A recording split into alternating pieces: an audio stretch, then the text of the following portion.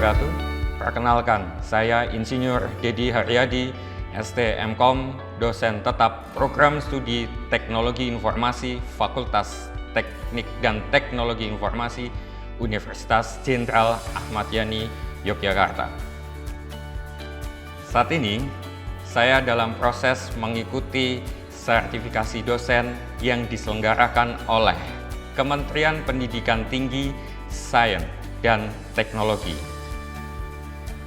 Saya akan melakukan penyusunan dokumen pernyataan diri dosen dalam unjuk kerja Tridharma Perguruan Tinggi atau PDD UKT PT. Pada kesempatan ini, saya akan memaparkan mata kuliah yang saya ampu, yaitu Forensika Digital. Saya mengajar mata kuliah Forensika Digital pada semester 7 tahun akademik 2024-2025 dengan bobot 3 SKS. Mata kuliah Forensika Digital ini merupakan mata kuliah wajib dan unggulan dengan kode mata kuliah TIF 22352. Adapun deskripsi mata kuliah sebagai berikut. Forensika Digital merupakan mata kuliah unggulan yang memberikan pemahaman komprehensif mengenai metodologi standarisasi global dan kerangka hukum Undang-Undang ITE untuk menangani barang bukti elektronik dan atau digital secara ilmiah yang dapat dipertanggungjawabkan. Mahasiswa akan mempraktikkan prosedur akuisisi data yang valid dari berbagai sumber bukti seperti sistem komputer, perangkat bergerak, dan jaringan, serta menganalisis artefak digital yang ditemukan pada setiap platform. Pembelajaran juga mencakup strategi untuk menghadapi teknik anti-forensik dan investigasi dark web yang akhir pada kemampuan mahasiswa merancang laporan investigasi formal yang siap digunakan dalam proses hukum. Perkuliahan Forensika Digital diselenggarakan dengan pendekatan blended learning, yaitu perpaduan antara pembelajaran luring atau tatap muka langsung yang difasilitasi melalui platform e-learning resmi Fakultas Teknik dan Teknologi Informasi Universitas Jenderal Ahmad Yani, Yogyakarta. Melalui e-learning, mahasiswa dapat mengakses materi perkuliahan, mengunduh RPS, mengunggah tugas secara daring, dan diskusi interaktif. Metode pembelajaran yang saya terapkan yaitu pembelajaran yang berpusat pada mahasiswa untuk meningkatkan keaktifan mahasiswa sehingga dapat meningkatkan keilmuan dan pengetahuan mahasiswa bidang keamanan siber dan forensik digital. Untuk memberikan pemahaman dan praktik nyata di industri, diterapkan juga metode pembelajaran melalui demonstrasi peralatan yang biasa digunakan oleh pihak stakeholder ataupun industri. Untuk mencapai pembelajaran mata kuliah meliputi CPMK 1, mahasiswa mampu menguraikan konsep metodologi, standar, dan kerangka hukum forensik digital beserta arsitektur media penyimpanan dan sistem berkas yang relevan. CPMK 2, mahasiswa menerapkan prosedur akuisisi data forensik yang terjaga integritasnya dari berbagai sumber, termasuk sistem komputer, baik yang volatile dan non-volatile, dan perangkat bergerak termasuk mobile phone atau smartphone. CPMK 3, mahasiswa mampu menganalisis artefak digital dan log dari sistem pengoperasian, jaringan, serta aplikasi web untuk merekonstruksi kronologi sebuah insiden siber. CPMK 4, mahasiswa mampu mengevaluasi berbagai teknik anti-forensik dan metode investigasi pada dark web untuk merancang strategi penanganan yang efektif pada kasus-kasus yang kompleks. CPMK 5, mahasiswa mampu merancang laporan investigasi forensik yang komprehensif dan dapat dipertanggungjawabkan sesuai temuan bukti untuk keperluan hukum atau administrasi. Penilaian dalam mata kuliah Forensika Digital ini mencakup dua komponen utama, yaitu proses sebesar 60% dan asesmen 40%. Dengan pendekatan ini, saya bersama mahasiswa membangun ekosistem pembelajaran proaktif, adaptif terhadap perkembangan keilmuan dan kasus tindak kejahatan digital, dan siap menjaga ruang siber Indonesia menjadi lebih aman dan nyaman. Baik, untuk tahap berikutnya, mari kita simak video pembelajaran mata kuliah Forensika Digital. Baik, selamat pagi. Assalamualaikum warahmatullahi wabarakatuh. Baik, pagi hari ini menjelang siang tetap semangat, kita akan kuliah dengan mata kuliah Forensika Digital. Seperti yang teman-teman sudah ketahui, materi hari ini adalah kita bicara tentang mobile forensik. Oke, sebelumnya kita sudah melakukan forensik untuk komputer, kali ini adalah di mobile forensik. Nah, di dalam mobile forensik, kategori penanganan barang buktinya agak unik. Kita flashback dulu ya, kita ngeliat dulu. Di materi sebelumnya, kategori barang bukti ini sebenarnya ada media penyimpanan. Oke ya, sudah dapat. Kemudian mau forensik ponsel dan SIM card. Hari ini kita coba. Kemudian ada forensik audio, ada forensik video, dan kemudian forensik gambar digital. Terakhir ada jaringan, cukup menarik sebenarnya di jaringan. Baik. Untuk SOP forensik digital ada kurang lebih 16. Oke, kita lihat. Pertama ada analisis forensik digital, komitmen jam kerja, forensik pelaporan, kemudian ada penerimaan barang bukti, kemudian penyerahan kembali, ada trias forensik, akuisisi langsung, ada akuisisi media penyimpan. Oke, ini ada saya highlight akuisisi media penyimpanan. Nanti kita akan membandingkan apa sih pembedaannya. Oke, kemudian analisis media penyimpanan. Ini akuisisi ya. Kemudian ini analisis, beda ya. Kemudian ada akuisisi ponsel. Kemudian ada analisis ponsel, ada akuisisi analisis ponsel. Nah, yang menarik adalah kok langsung lagi analisis forensik audio. Tidak ada akuisisi, nanti kita lihat. Begitu pula dengan video, gambar digital, jaringan, dan yang terakhir adalah expert witness atau keterangan ahli. Itu ada SOP-nya. Dari sekian ini, ada prosedur yang selalu diterapkan, yaitu misalkan prosedur analisis forensik digital, komitmen jam kerja, pelaporan forensik digital, penerimaan, penyerahan. Kelima ini itu pasti dilakukan. Oke. Nah, ini komparasinya. Teman-teman bisa lihat ya, tadi yang SOP 1, misalkan 1 sampai 5, oke ya, sama ya, 1, 2, 3, pasti dilaksanakan. Akuisisinya sama, analisisnya memang berbeda. Kalau ponsel, akuisisinya saja sudah berbeda. Ini yang menjadi menarik di perkuliahan hari ini sebenarnya. Oke. Standarisasi yang digunakan adalah salah satunya SNI ISO EEC 27037 tahun 2014. Kalau kita bicara ponsel, maka pertanyaannya, live data memerlukan perangkat nggak? Ya, perlu perangkat. Kemudian apakah kemudian datanya mudah hilang dan sebagainya? Ada yang iya, ada yang tidak. Katakanlah kalau misalkan ada sebuah pesan, ada gambar, kalau ponsel mati kemudian nyala, apakah gambarnya hilang? Enggak. Nanti oke, masih. Apakah memerlukan perangkat non volatilnya? Kadang tidak. Kalau tidak, maka ya sudah kita segel, kita bisa lakukan penyitaan atau pengamanan. Nah, ini salah satu metode dari Larry Burr, ada bukunya, ada di materi, nanti teman-teman bisa lihat. judul dan ringkasan materinya ada di e-learning.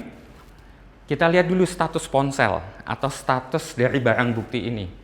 Pertanyaannya, menyala atau mati?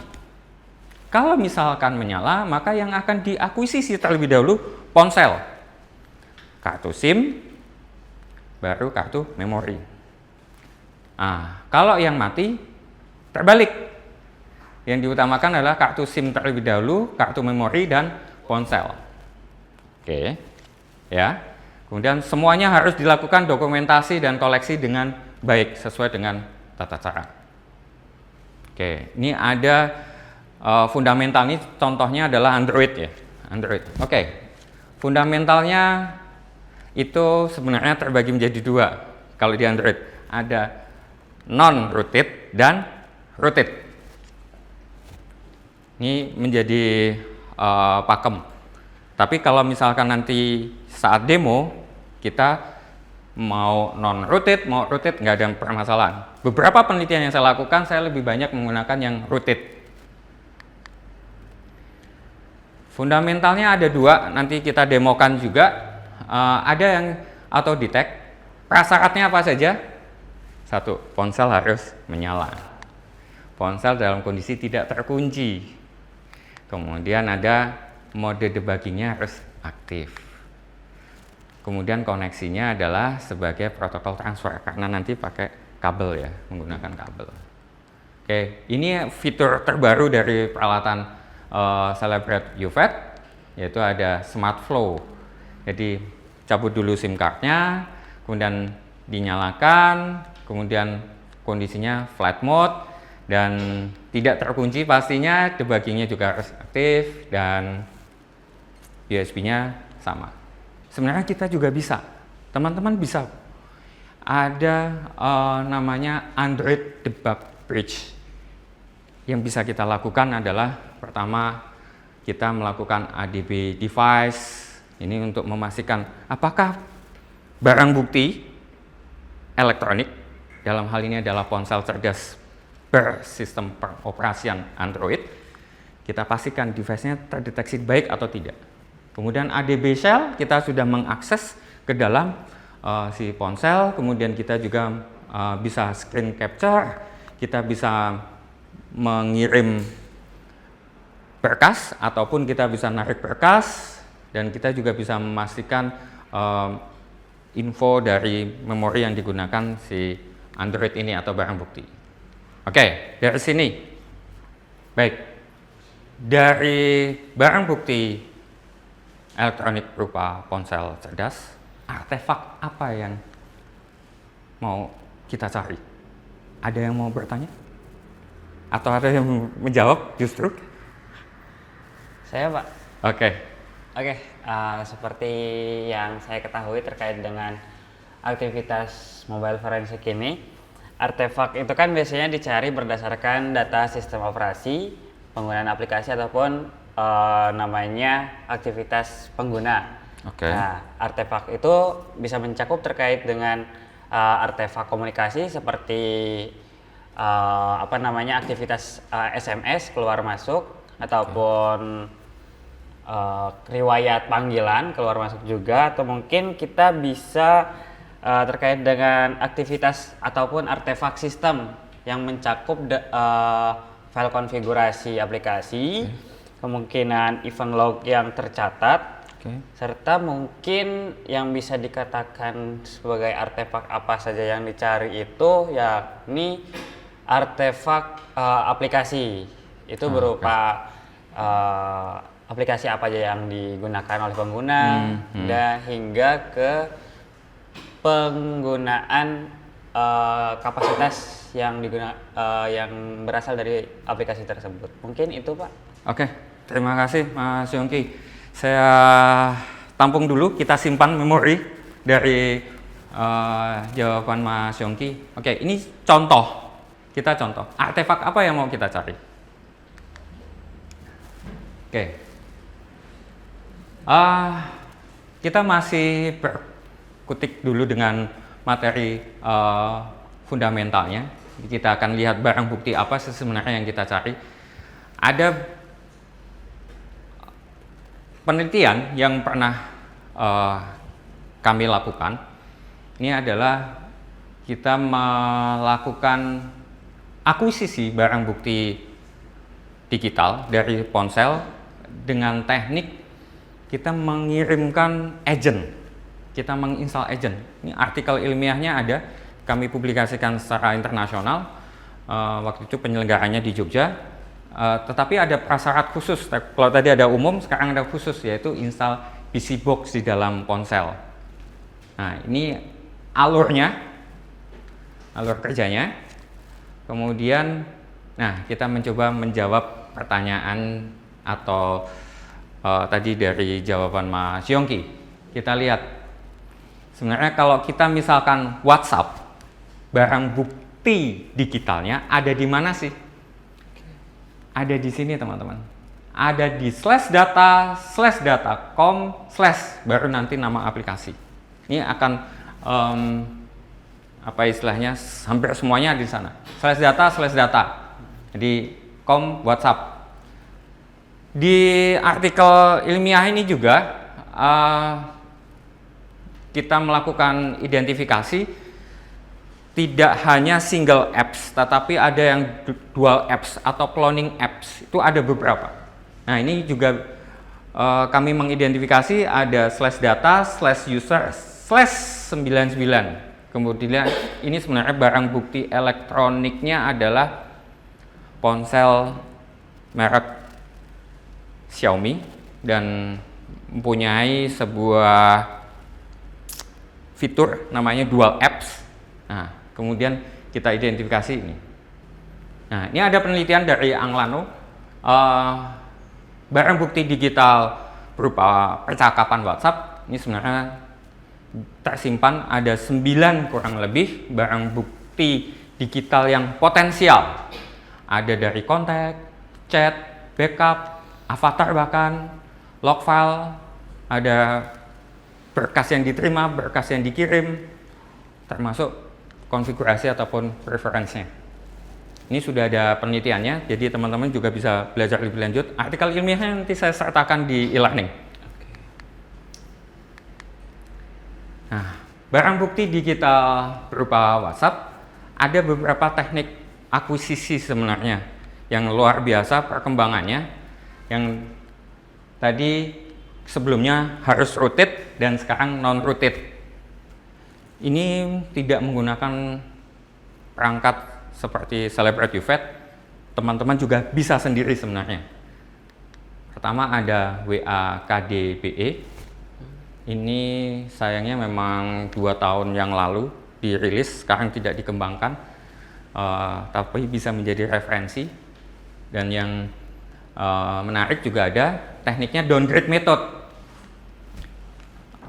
Ada beberapa aplikasi yang mengadopsi ini menjadi aplikasi lokal, dan ini ada aplikasi lokalnya Indonesia sebenarnya ada.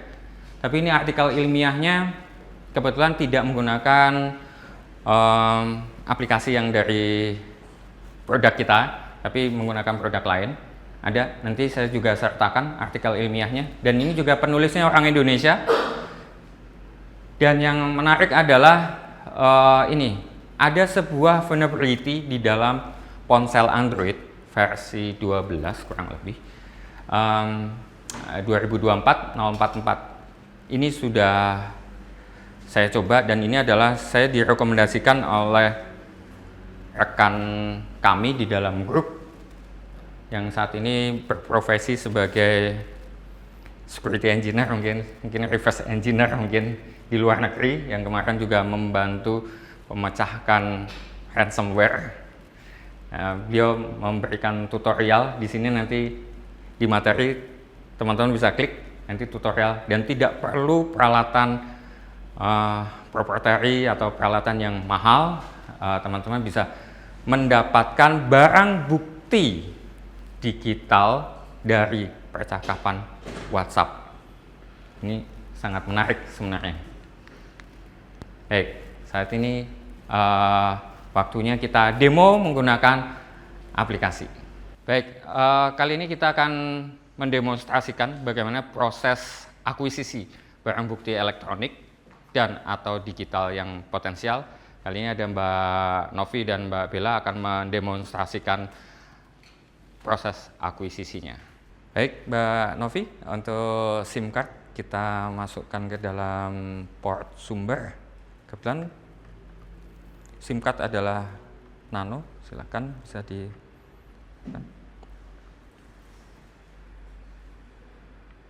Oke, sudah dipastikan.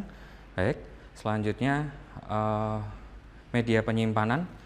Untuk target penyimpanan barang bukti digitalnya, Mbak Bella bisa ditancapkan. Baik, sudah. Kita coba melakukan akuisisi barang bukti elektronik berupa SIM card. Silakan pilih SIM card, kemudian pilih SIM card, SIM card, ya, menu. Baik, kemudian dipilih Advanced Logical. Kemudian untuk media penyimpanannya kita menggunakan removable device. Baik, kemudian sudah dipastikan ya, untuk barang bukti elektroniknya sudah tertancap. Baik, kita continue. Kemudian mohon ditunggu. Baik, ini proses sedang berjalan. Selanjutnya barang bukti elektronik berupa media penyimpanan. Untuk uji coba saat ini adalah kita menggunakan USB flash disk. Silakan USB flash disknya bisa ditancapkan di sumber, Mbak Novi.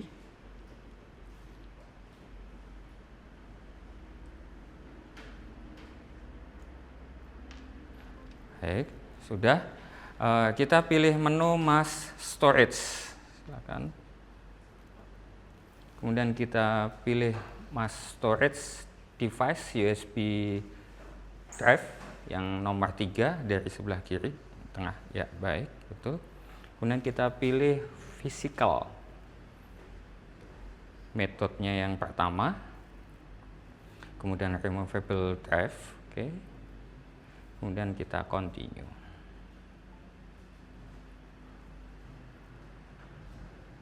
Dan ini proses akuisisi barang bukti elektronik berupa USB flash disk. Baik, kita selanjutnya adalah barang bukti elektronik berupa ponsel. Silakan Mbak Novi dan Mbak Bella untuk barang buktinya bisa dikondisikan. Baik.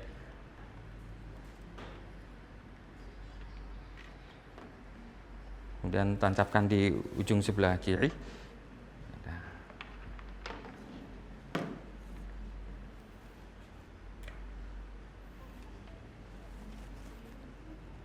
Baik, sudah. Kita klik mobile device. Pilih. Kemudian kita akan mencoba yang Smart Flow, fitur terbaru. Sudah tertancap ya, kita pastikan ya. Kemudian kita detect device.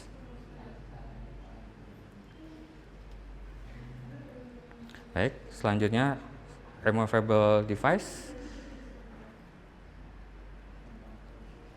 Kita tunggu sebentar.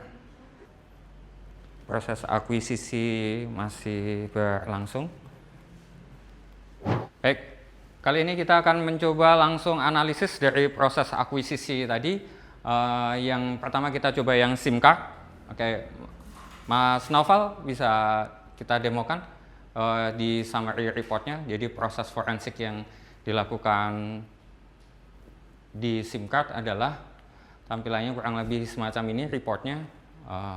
Teman-teman bisa lihat kapan mulai, kapan berhenti, dan ini adalah vendornya adalah SIM card, ekstraksinya modelnya Advanced Logical. Jadi memang di setiap forensik pasti ada summary atau executive summary yang semacam ini. Untuk hasil akuisisi flash disk, kita lebih tepatnya kita analisis menggunakan software autopsy. Nah, ini salah satu dari sekian file yang sudah dihapus. Ada tanda silang merah, bisa lihat. Ada 246 berkas yang kemudian telah dihapus Kita lihat identifikasinya, Mas Noval bisa kita tunjukkan misalkan salah satunya yang file gambar mungkin lebih enak. Nah ini kita lihat hasil gambarnya, previewnya, kemudian nilai hex. Nah nilai hex ini di sini FFD8. Oke, kita lihat signaturnya. Ini adalah file signaturnya, bisa kita periksa melalui situs yang biasa kita gunakan bersama, namanya Gary Kessler. Coba kita klik, kita coba kalau signaturnya adalah FF28. FF bisa diketikkan, Mas. JPG, JPEG, JPE, picture. Baik, kita kembali ke otopsi, Mas. Nah, kemudian kita ekstraksi barang bukti. Ini barang bukti digitalnya kita ekstraksi untuk dilakukan investigasi lebih lanjut. Bisa dilakukan ekstraksi, Mas. Jadi klik kanan, kemudian extract file. Kemudian kita simpan. Save. Barang bukti digital sudah kita ekstraksi dan siap untuk dilakukan investigasi lanjutan. Baik, untuk mengakhiri perkuliahan hari ini, kita ambil kesimpulan bersama-sama. Berhubung tadi Mas Yongki sudah mengawali dengan sebuah pertanyaan, maka kita minta untuk pendapatnya atau kesimpulannya terkait dengan penanganan forensik digital. Silakan, Mas. Oke, baik, terkait dengan penanganan forensik digital yang telah dilakukan, dapat disimpulkan bahwa dari berbagai macam proses yang telah dilalui, terdapat salah satu proses yang patut untuk diperhatikan sangat hati-hati, yaitu di mana pada proses pengakuisisi bukti digital, karena hal itu sangat mempengaruhi hasil daripada investigasi lebih lanjut. Kemudian setelah proses pada proses analisis bukti digital yang menggunakan tools autopsi ataupun lain sebagainya, hasil tersebut bisa diekstraksi lebih lanjut untuk dilakukannya penanganan lebih lanjut lagi. Kiranya seperti itu yang bisa saya simpulkan. Baik, terima kasih. Kita berikan tepuk tangan untuk Mas Yongki. Oke, betul sekali yang disampaikan Mas Yongki. Jadi kita harus hati-hati dalam penanganan. Kemudian alat apapun sebenarnya kita bisa melakukan analisis. Tadi kita penanganan barang bukti elektronik dan atau digital yang potensial menggunakan Cellebrite, dan sekarang analisisnya kita menggunakan software yang berlisensi bebas. Otopsi bisa didapatkan dengan mudah. Teman-teman nantinya bisa dicoba di rumah sebagai bahan belajar, dan ini kita berhasil melakukan ekstraksi barang bukti digital yang telah dihapus. Demikian perkuliahan hari ini. Sampai jumpa minggu depan, pertemuan selanjutnya yang lebih seru dan asik. Terima kasih. Wassalamualaikum warahmatullahi wabarakatuh. Waalaikumsalam warahmatullahi wabarakatuh. Sekian video rekaman pembelajaran dalam mata kuliah Forensika Digital pada program studi Teknologi Informasi Fakultas Teknik dan Teknologi Informasi Universitas Jenderal Ahmad Yani, Yogyakarta. Video ini digunakan sebagai salah satu syarat penyusunan dokumen pernyataan diri dosen dalam unjuk kerja Tridharma Perguruan Tinggi atau PDD UKT-PT. Semoga dapat menjadi pertimbangan baik dalam proses pengajuan sertifikasi dosen. Terima kasih. Wassalamualaikum warahmatullahi wabarakatuh.